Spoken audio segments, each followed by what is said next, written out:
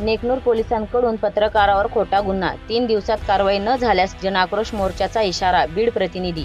Neknoor police स्टेशनमध्ये वार्तांकनासाठी गेलेल्या पत्रकार अशोक काळकुटे यांच्याशी पोलिसांनी अरेरावी करून उलट त्यांच्यावरच खोटा गुन्हा दाखल केल्याचा गंभीर आरोप सर्व राजकीय पक्ष, सामाजिक संघटना आणि पत्रकार संघटनांनी केला आहे. या प्रकरणाची सखोल चौकशी करून संबंधित पोलिसांवर तात्काळ कारवाई करावी, अन्यथा 3 दिवसात जनआक्रोश मोर्चा काढण्यात येईल, असा इशारा देण्यात आला आहे. दिनांक 10 फेब्रुवारी 2026 रोजी TV9 मराठी या वृत्तवाहिनीचे बीड जिल्हा प्रतिनिधी अशोक काळकुटे हे वार्तांकनासाठी नेकनूर पोलीस स्टेशनमध्ये गेले होते. त्यावेळी पोलिसांनी त्यांच्याशी अरेरावीची वागणूक केल्याचा आरोप करण्यात आला आहे. यानंतर शासकीय कामात अडथळा आणला व पोलिसांची बदनामी केली. या कारणावरून काळकुटे यांच्यावर गुन्हा दाखल करण्यात आला आहे.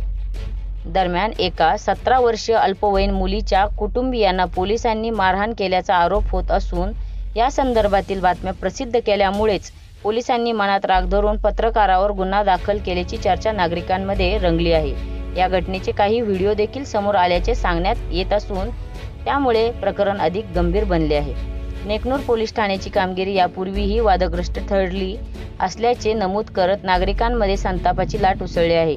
पोलीस प्रशासनात हुकुमशाही सुरू आहे का, असा सवाल उपस्थित केला जात आहे. विशेषतः API चंद्रकांत गोसावी, गोपनीय शाखेचे कॉन्स्टेबल बाळासाहेब ढाकणे आणि पोलीस हवालदार दत्ता बळवंत यांच्या विरोधात वारंवार गंभीर तक्रारी होत असल्याचे निवेदनात नमूद करण्यात आले आहे. याच पार्श्वभूमीवर संबंधित प्रकरणाची निष्पक्ष व सखोल चौकशी करून पत्रकार अशोक काळकुटे यांच्यावरील गुन्हा तात्काळ मागे घ्यावा व दोषी पोलीस अधिकाऱ्यांवर कारवाई करावी, अशी ठाम मागणी करण्यात आली आहे. अन्यथा येत्या 3 दिवसात व्यापक स्वरूपाचा जनआक्रोश मोर्चा काढण्यात येईल, असा इशारा प्रशासनाला देण्यात आला आहे. यावेळी शिष्टमंडळात ज्येष्ठ संपादक गंगाधर काळकुटे, दीपक थोरात, बालाजी जगतकर, लक्ष्मण गायकवाड, अनंत मुंडे, अभिजित पवार, रोहित दीक्षित, योगेश काशीद, अंगद मोहिते, रामहरी मेटे, कुंडली खांडे, स्वप्नील वरपे, शंकर कानडे, हनुमंत शिंदे आदी उपस्थित होते.